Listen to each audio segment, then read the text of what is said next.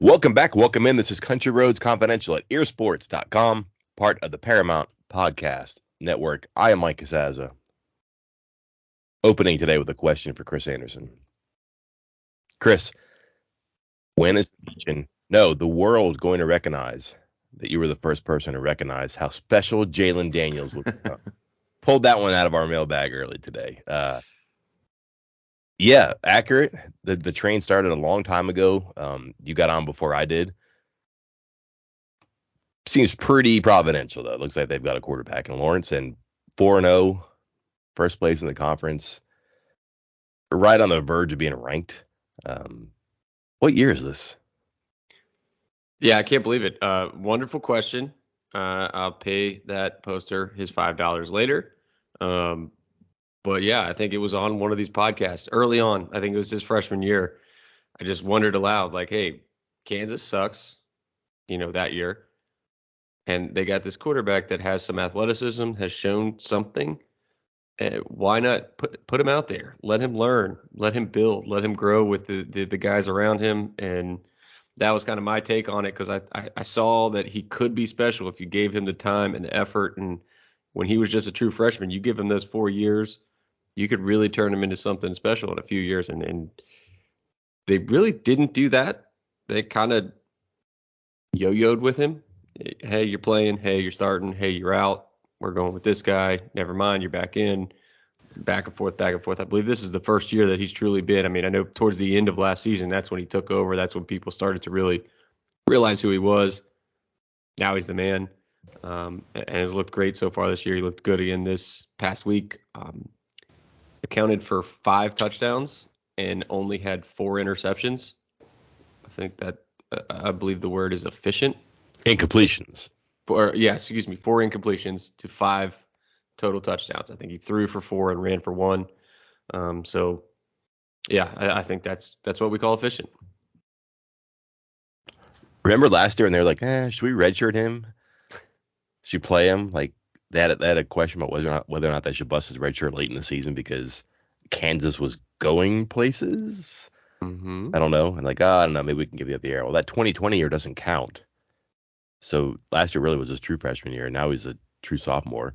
They have him as a junior because, I don't know, maybe he's going to win the Heisman and go pro this year. We can have these conversations now. Where did I see that? We're recording this Monday morning. I think it was Bill Connolly over at ESPN. Was it a Heisman straw poll? And literally leading right now, Jalen Daniels in a Heisman. No, okay. It is Bill Connolly. And he says that he's been awarding the Heisman each week of the season, tallying up the points. Like each week, like, hey, this guy was the best overall player, second, third, and then giving points like it's a Heisman. And through 4 weeks, he's got Jalen Daniels as his leader.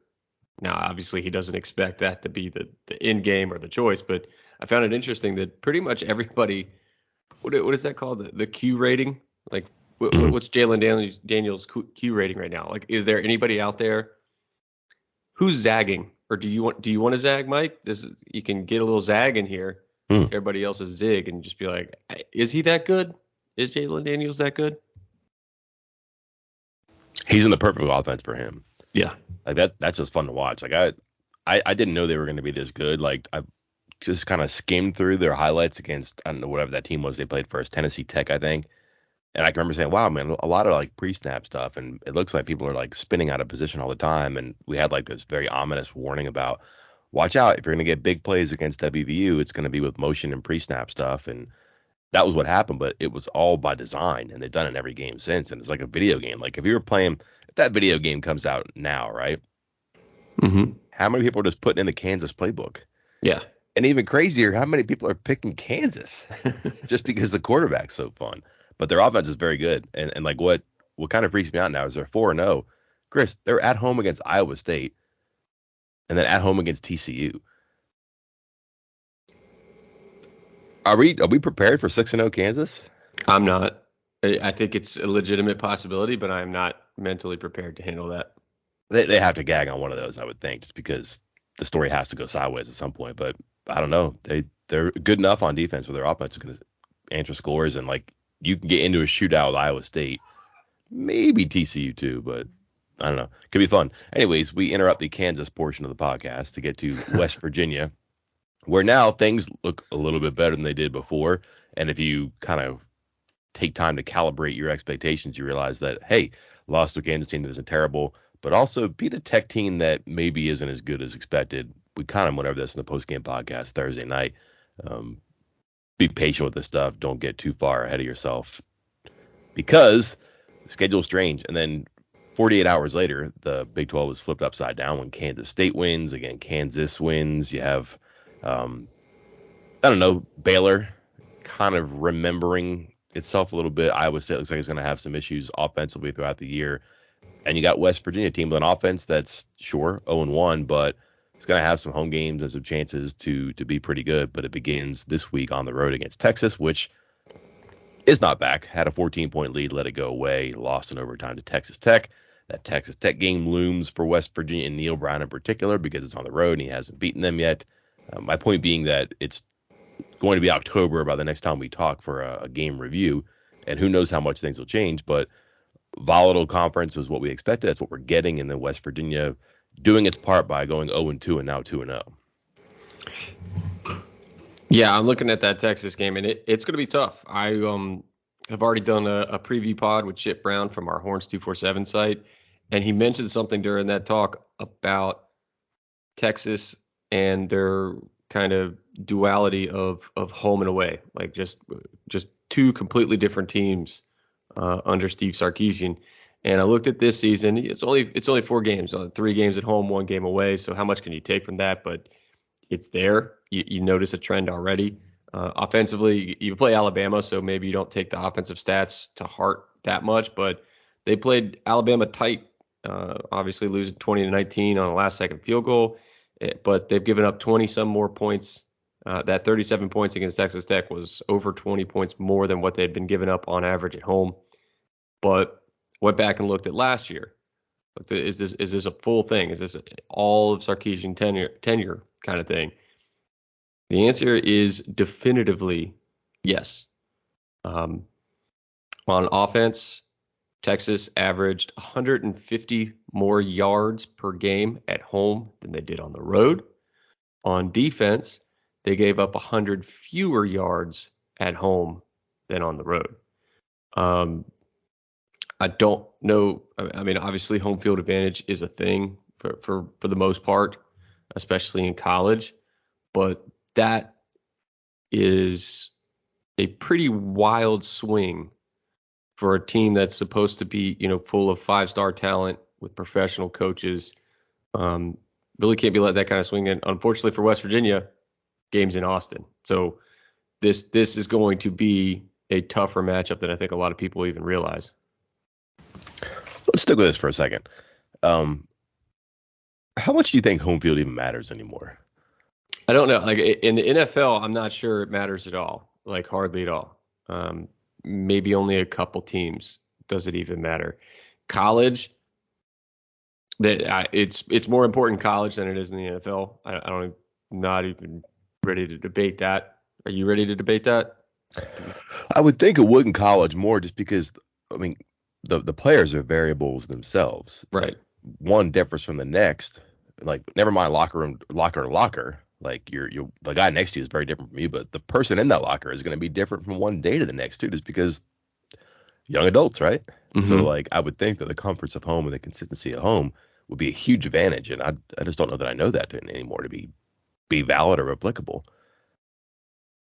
Like, I'm looking at the Big 12 expanded standings, right? Yeah. There's one 1-0 team in conference play at home. It's Texas Tech. Everybody else who won a road game. And you're like, okay, well, that's 1 week. True. But West Virginia gets a win on the road. Kansas, 2-0 on the road. Kansas State, 1-0 on the road. TCU, 2-0 on the road. Iowa State, Oklahoma, 1-0. Like, that's a lot of road wins. And you're talking about, like, going to Nebraska to win, which, okay, Nebraska's not very good, but, like, Oklahoma still got to win that game. Like, there's a lot of road games for teams to win, and that's what's happened here. And, like, now you look at the schedule ahead, and you're like, all right, well, they get them at home, they get them on the road, they get them at home. When you see all these offenses, and in particular the quarterback play at a high level again, I just don't know it's as predictive of value as it was before. Well, unless it's Austin. Unless it's Austin, Texas, apparently. Presumably, right? Well, which seems to bring out the best in WVU quarterbacks and offenses too. So that's, I guess, maybe a good thing if you're West Virginia, right? Because now, like, all right, we're talking about you can't guarantee the home games. So maybe you don't have to dismiss the opportunities on the road anymore either, i.e. Texas Tech. So that could be good. Yeah, I was going to say, I think West Virginia, I'm pulling it up as we speak. I was trying to get it right before, but I feel like West Virginia has actually done well at Texas, and my memory is not as bad as I thought. West Virginia 4-2 in Austin all time. Actually better on the road than at home in this series. Only 2-3 in Morgantown, 4-2 in Austin, Texas. So not too shabby. They've won 4 times at Texas. 4 times. I'm looking at it. One of them was back in 1956. So, I mean, we're counting it, but even still, yeah, we got 2012, 2016, and 2018. When they played the 2018 game, there was a weird stat about, I had to look it up, I forget, but like West Virginia had won as many like games at Texas as like, I had to look it up. It was a bonker stat that I couldn't believe, but it was true. But like their third win there was significant as like it matched some type of total that Texas had. I forget, but some of the games that they played there have been memorable too. Obviously, you think about the first one, the 2018 one. 2020 was not that, but even in between that, they've had like the losses have been entertaining or competitive too. They've had some good ones before. Wasn't there a game where like there was 13 guys in the field in the last play or something too? Yeah, well, and then what was it? Yeah, 2020, even though it was, I mean, 17-13, it wasn't exciting, but that was the going for it on 4th down 16 times in field goal range, and the seemed like pass interference that they didn't call when West Virginia was trying to come down and score and win the game and everything else. And yeah, I'm looking at the scores: 4-point game, 1-point game, 4-point game, 17-point game, and then 3-point game and 1-point game. So 5 of the 6 games have been by 4 points or fewer in Austin. I had to look it up. The 2016 game, I remember being there, and there was something crazy about like Texas had like too many guys in the field, and the play still went on. And there was like the coaches on West Virginia side were going crazy about what happened. That was 16, right? Yeah, because Greer was 18. Yeah. Okay. Yeah. So like I'll have to look that one up. Maybe it'll be a fresh set kind of a thing. Like there's been interesting moments there too. And as the standard with Texas, when you go to that game, you have to get the requisite officials taking a photo at the midfield photograph too, which is always my favorite because why wouldn't Big 12 officials be so impressed and excited about refereeing a game at Texas too? It's always kind of amusing to me. We'll get into the matchups later in the week. Plenty to do in podcast form, as you mentioned. We'll have Chip Brown. You and I will have our preview podcast. All the regular things on the written side as well. Tomorrow, Tuesday, Neil Brown, players, coordinators. Also, a little basketball thing going on today, too. That's getting underway. So, busy time here, but we're not going to be forgetting our responsibilities to the mailbag. Let's get into the Q&A, Chris. Well, let's start with, I guess, Texas here. One of the first questions, or not one of the first questions, but one of the questions that was repeated several times, and it's for good reason. Does Quinn Ewers start against us on Saturday? What are the pros and cons of facing Ewers over Card? That's from T.A. Godwin to Godwin and several others. Mike, I mean, I can chime in with what Chip told us, at least as far as the Sunday night, Monday morning update on Ewers, but I think you might know a lot about these two quarterbacks as well and how they compare. Well, Ewers is better. Yes. More talented. What they're trying to do, he's better at that. Here's the question, though. If you're West Virginia, do you want him or Card? I don't know, because you would think, all right, well, obviously I don't want the better of the two, but that injury he's coming back from is really severe. And I'd be surprised if he came back so quickly, especially him being as young as he is. Like you're kind of putting him, I don't want to say putting him at risk, but that's a lot to ask a young guy to come back from. He's not young anymore, but if he gets hit, if he throws the ball weird, something happens that isn't natural, that thing could really flare up again and could be bad. And then all of a sudden you got him out there. He's not going to be 100% if he plays, which makes you think that he probably won't play. But if he's not 100% and then he's compromised further, Well, now you got like a wounded duck back there, and then if you're West Virginia, that's pretty inviting, I would think. So maybe you want to see Ewers back there because he's going to be rusty. He's not going to be 100%, and you could knock a little bit more out of him, I guess, if you wanted to. And Card's still good. Like offense wasn't their problem last week. Um, and honestly, Chris, you and I could turn around and hand it off to Bijan Robinson. So like that's not necessarily what makes their offense go right now. They do have that capacity to go up and down and score. Worthy's having a ton of cornerbacks now too, so that's good for the passing game. But they do so much running the ball that kind of doesn't matter who quarterback is. To some extent, but you still want a playmaker back there, which makes you think I'd want a healthy playmaker if he can go. And I don't know what it is, but I don't think he's going to be 100%. So I would suspect he won't. But I think it's an interesting point though. Who do you want back there? Do you want the more talented guy who's also injured, or you want the guy who's maybe getting some reps? You know, it'll be his third start in a row. If it's Card, is that correct? Yeah. Second start in a row. I don't know. No, third. But maybe he'll be more comfortable. Maybe he'll be better at things. And again, offense wasn't necessarily the problem last week. Yeah, I think, as you mentioned, yours and considerably better, considerably higher upside. I think there is a difference in, so let's say style, because I guess you kind of go, your style is whatever your offensive style is, but yours is known more for his arm strength, his deep ball, his throwing, while Card brings a little bit more mobility than yours does.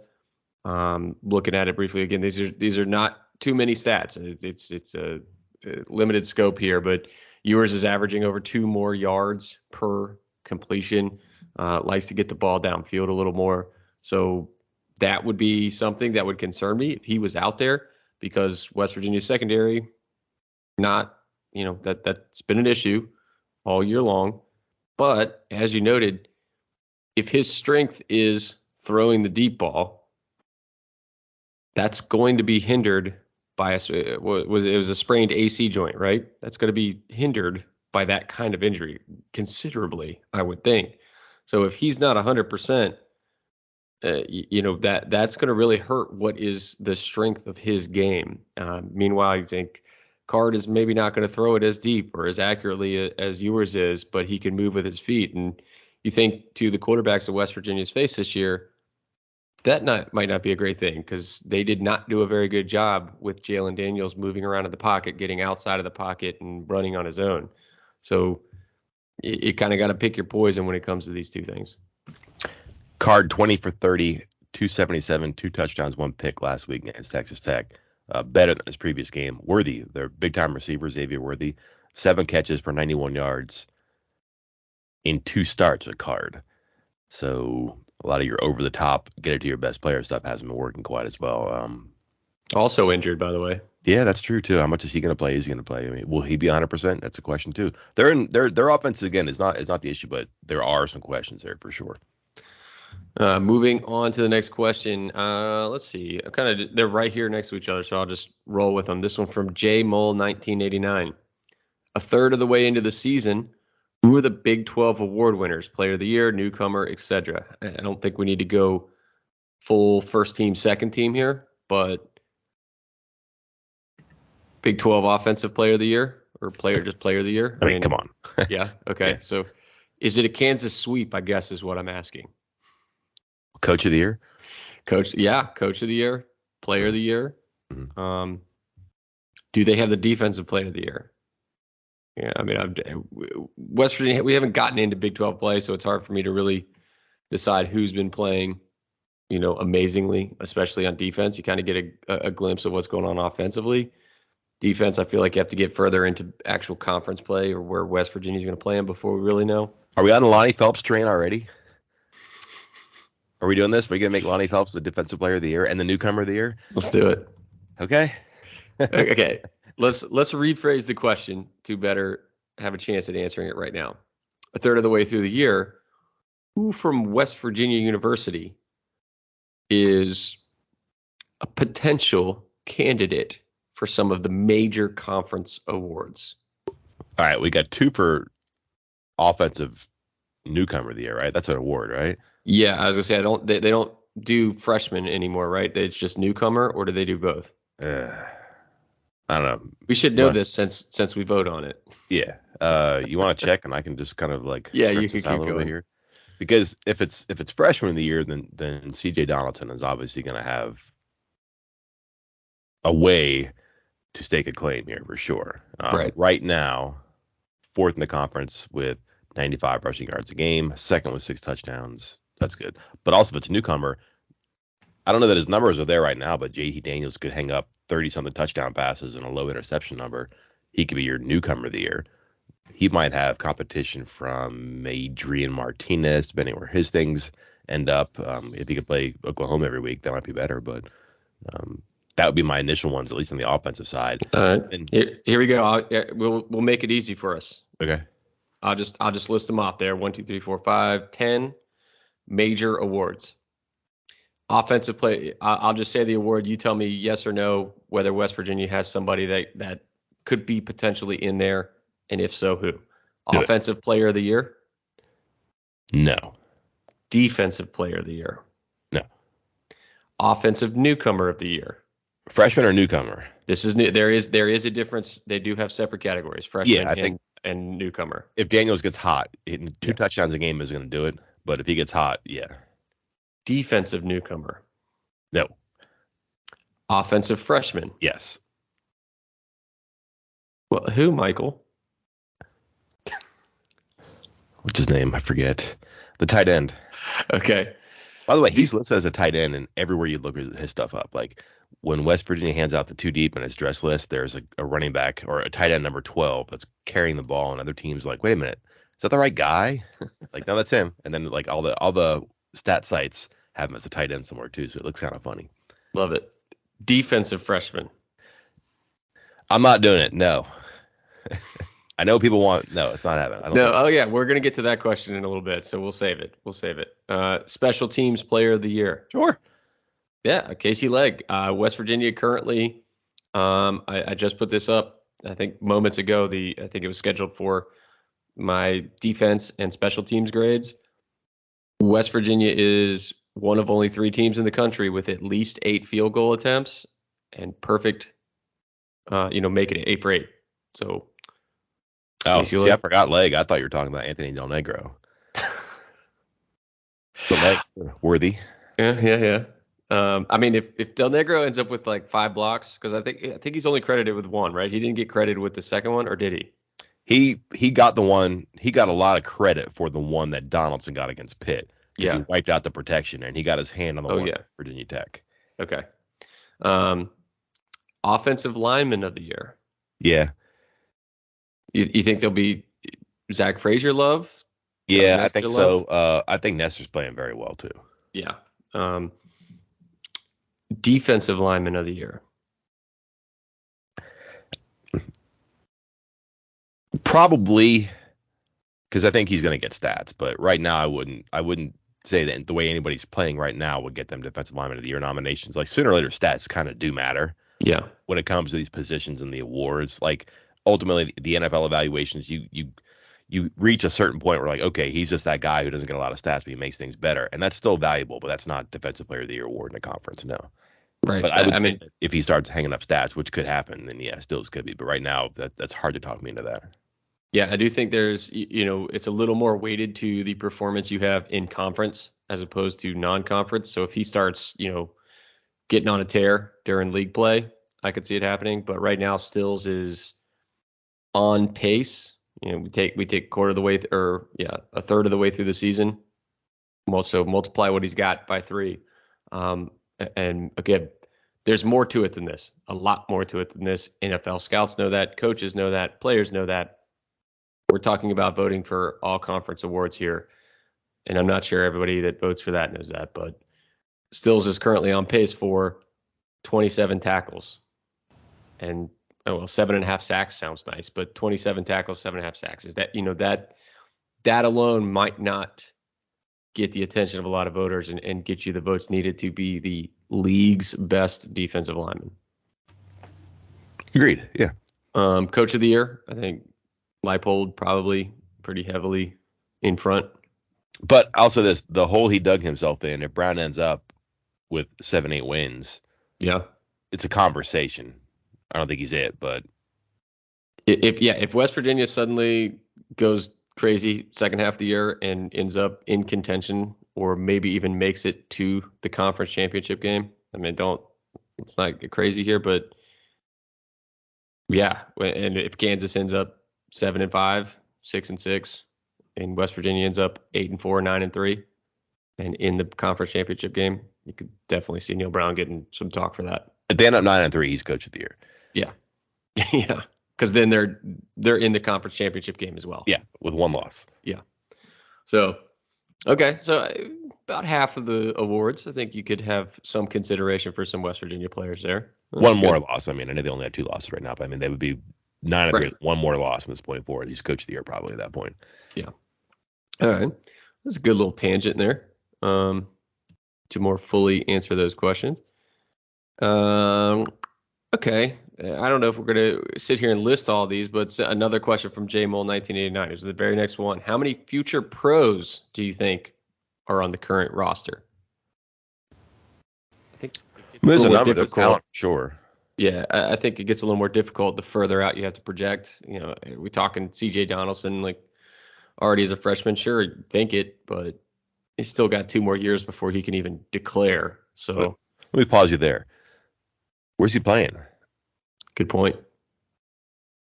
I don't know yet. Like, he's a good college prospect, don't get me wrong, but like, is he going to be tight end? Like, is he be a guy that like is like I'm trying to think of like a Mo Alley Cox. You know what I mean? Like a guy who's kind of positionless. Like he was like college basketball tight end. Right. They developed it for a couple years, or Rico Gathers, a guy who develops for a couple years, becomes like a problem in like a hybrid thing. I don't know. Is he a halfback in the NFL? I don't think so. Receiver, probably not. Like he's talented, don't get me wrong, but I wonder about him in the NFL. But that's a long ways from now for sure. Well, I think it's safe to say that one way or another, West Virginia's streak of NFL players being drafted will restart this offseason. I mean, I think it's safe to assume that Dante Stills will hear his name called at some point. You know, I think you can make all sorts of arguments for where and when, but you know, last year was the first time. God, I did a whole story on this since 2007, 2008. You know, West Virginia had one of the longest streaks in the nation of having players drafted that ended this past season. I think it starts back up again this year. So I think that's safe to say. Okay, fair. Probably some offensive linemen. Yeah. Bryce Ford Wheaton probably gets drafted. I would think so. I think he's got all the tools. You know, we always talk about it. I always get frustrated when you see guys that are extremely productive in college and they don't even get a look. They don't even get considered. You know, I mean, we're talking because there'll be guys that'll be all conference and sometimes even all American that will not even get drafted.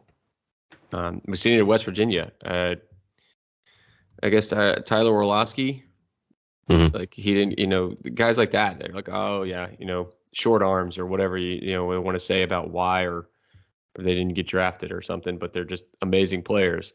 As for some reason he was his first time off the top of my head, I keep thinking of interior lineman seems to be a thing with West Virginia. Quentin Spain.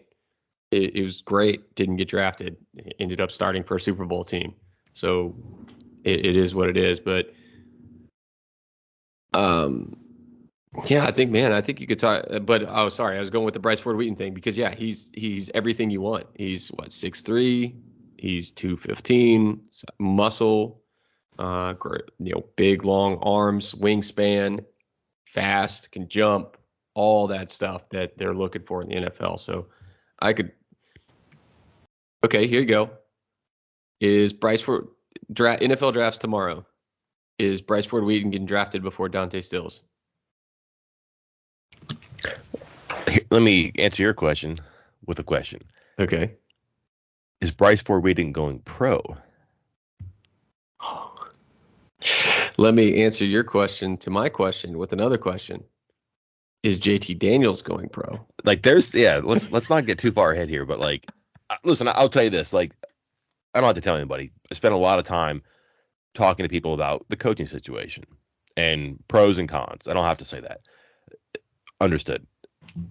A case to be made for not changing anything is not just the immediate future, but like there's a chance that this team is loaded on offense next year. Loaded. It takes a lot of talking people into stuff too, but if people really like the coach and the coordinators, they're more likely to come back. And you go down there too deep on offense, show me a senior. It's like Brian Palendi. And like everybody else can come back. I'm not saying it's going to happen, but like there is certainly a way that you could spin things where if they do heat up and they get close to where they want to be at the end of the season, and they like what they're doing and they like the people that are around them. And listen, if they do get hot, they are likely to like their surroundings. And all of a sudden you could bring a ton of people back on offense, a ton, including the quarterback, the receiver, the entire offensive line, Chris. Like there's a chance they could be very, very good on offense next year. Why that has to do with the draft, I have no idea. I feel like you wanted to get something off your chest there, Mike. Well, you teed me up. Yeah, I'll clip that. We'll make it a separate video, and then we'll just put it out everywhere so that everybody can hear. Mike says everybody's coming back. West Virginia 2023 hype train begins. Sources tell EerSports that everybody's coming back. But like, go down the list. Like, there's not a lot of seniors on the roster, and like hardly any of them run on the offensive side that are in like, again, nothing against Palendi, but like significant positions. All right. Now that we've got excited about the offense, maybe I'll be a Debbie. I know this is gonna bring you down, because it's your favorite question that was asked 12 times in this mailbag. West Virginia starting secondary for Texas and moving forward. I'm just summarizing, like I said, about 12 different questions that were in here because it's a hot topic. Like, I'm not making fun of the people for asking it because it is. So, I mean, it's been the biggest weakness on this team. Maybe not specifically corners, but kind of just cover pass defense, second and third level defense. Is one. Will they make a change? Two, will that change make a difference? I don't think Spells is going to start. No. I think you'll see his role increase, but I don't think he'll start either. Yeah. And this is not to take away from what he did. He did catch a pass thrown not directly to him, and he did return it for a touchdown. So those are good plays, don't get me wrong. But had a holding penalty and a punt, and probably should have given up a touchdown. Kind of hard to forget that stuff, right? Yeah. Now, the special teams thing, I'm willing to forgive, but I'm kind of one of those guys who believes in like the order of events doesn't necessarily matter to me so much, but the events matter. And almost giving up a touchdown and getting a pick six, they don't offset because they're always not the same, but they still matter. And like if you flip the order, if he had returned a touchdown earlier in the game, but kind of scared you with a pick six late in the game, would you feel differently about him too? Probably. But if they still both happen, you probably should evaluate them the same. So when they happen doesn't really matter to me so much. And I might be unique like that. But I also just think throwing him out there for 70 snaps against Texas and Xavier Worthy or whomever's quarterback or receiver is not the best thing for him. Never mind the defense. It's like, this is a talent, obviously. So develop him. And they've been really good about that. I mean, if you look at Jordan Jefferson, probably I would say him in particular, Sean Martin as well. Like, you might question some of these decisions, but they do seem like they have a general welfare and a general plan in mind, and they're probably putting something like that into actual spells. The thing is that, like, you and I think, Chris, that corner is not like defensive line. Andrew Wilson-Lamp may have something to say about that. So they have a plan for how to break these guys in and develop them, and he's going to be on a schedule. Did he accelerate it? He probably did. Why he wasn't out there earlier in the season, I don't know. But it's also possible that, again, he just had a ball thrown to him and he made a good play on it and returned it for a touchdown against a team that did have very good offense and a very good quarterback. I'm with you. I think, again, I haven't been calling specifically for Spells to play more. I've been calling for change, trying something new. You know, I repeated it 1,000 times on here. I don't like it when something doesn't work and you just keep doing the same thing. And West Virginia is not doing the same thing on defense this year or the last couple of weeks. They're trying new things. They're trying new guys. That is extremely positive to see. And I think it will continue. And I think as the weeks progress, you will see them maybe make changes. Like, I think you're going to see, you know, I'm not expecting all of a sudden I'm basically repeating what you're saying here, Mike, that they're not just going to go Jacoby Spells from 0 to 70, literally 0 snaps to 70 snaps in like 2 weeks. It was what did he play? 28 against Virginia Tech. Maybe this week it's like 35 or 34, and then the week after that it's 38, and kind of just go from there and break him in and ease him into more of a full-time role if his play continues to back it up, continues to improve. Because yes, that one, I think it was like the first play that he was in, or the first drive that he was in, was when probably could have been called for defensive holding, and then kind of released his guy. He went. Now I know there was some discussion, at least on our board, that it was maybe more of a miscommunication. It seemed like he was literally passing the receiver off to the safety, and the safety was supposed to take him, or he thought the safety was supposed to take him in coverage there, and there was no safety there. But on top of that, communication or not, he went completely flat-footed, which is one of the cardinal sins of playing in the defensive backfield, not just cornerback, safety, whatever. I mean, I guess playing anywhere, you never want to be flat-footed when you're on a football field and a play is going on. And he was completely flat-footed. So then all of a sudden he's starting from a literal stop to try to get up to full speed to catch up to somebody. So communication or not, there's some fundamental issues there that need to be worked on. Trying to, basically just staying focused and staying true to what you're supposed to be doing at that position at all times. And he's a true freshman. It's going to take some time. And so I think you're right that doesn't need to just jump from 0 snaps a week or two ago to 70 snaps in Austin against a potential All-American wide receiver and maybe a former 5-star number 1 quarterback in the country in Quinn Ewers. So yeah, I'm with you. Let's ease it in a little bit. It's a good conversation for the transfer portal topic too, because really celebrated freshman. Should I say like he's from South Florida too? You know what I mean? Yeah. That's like that's.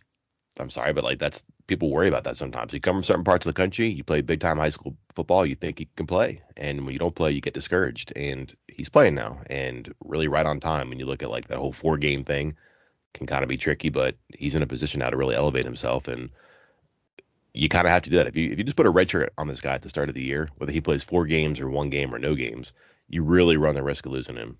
And I'm not just picking him out because of him, but like any player who fits that bill, offense, defense, if you're from a good part of the country and you play good high school football and you're not playing for a team that isn't winning at a high level, you're going to wonder about your future. But now he's got something to worry about besides where he's going to play next year. Well, they're going to help us easily transition into something here, Mike, because one of the other questions was, and I was just going to answer in the written portion, but I guess we can talk about it real quick here from Lynn Kofta. How many players entered the portal now that the 4th game is over? Alluding to the fact that you can play 4 games and still redshirt for the season, and we have seen over the years, a player here, a player there, play the 4 games, and then that's it, and they transfer in order to say they redshirt the rest of the year, keep a year of eligibility. Went back and looked, trying to figure out, is this a thing to be concerned about? And I think West Virginia fans are, or were, because I believe was it the first year that this was allowed when Giovanni Stewart did it? I don't know, maybe like allowed, but I think wasn't that when they started talking about the 4-game rule? Was that Petaway and those guys, right? All the same year. Yeah, Tevin Bush and Giovanni Stewart were all like right after the 4th game. Petaway, I forgot. He didn't actually enter the transfer portal till much later, but he didn't play. Like an agreed upon like benching, I guess. I don't know. Mm-hmm. Yeah. Sure. Yes. Right. Whatever we want to call it. But so 19 was bad. The first year that was allowed. And I'm pretty sure that was the first year it was allowed because fans were just, that Giovanni Stewart situation was something. Because it was like right before kickoff, all of a sudden it was like Stewart's just not here, just not coming out. And that's that. But I look back, I don't see too many from the next couple of years, I mean, I look at last year, and there was a run. There was a handful that transferred in October out of the program. But here are the names: James Thomas, and their names and what I recall being their spot on the depth chart at the time. James Thomas, third string Will linebacker or Mike linebacker. Eddie Watkins, third, fourth string. These guys. Some of these guys aren't even on the depth chart. Kerry Martin, I believe, had played like 19 snaps. Daryl Middleton had played like 12 snaps. Devil Washington had not played and was moved from wide receiver to linebacker. Avarius Sparrow was fourth string running back. So I think maybe you look out for those types of guys that are third, fourth string on the roster right now, or at their position. Maybe that's something you watch for, but it's hard to imagine guys pulling a Giovanni Stewart right now. Avarius Sparrow, by the way. Mm-hmm. Middle Tennessee.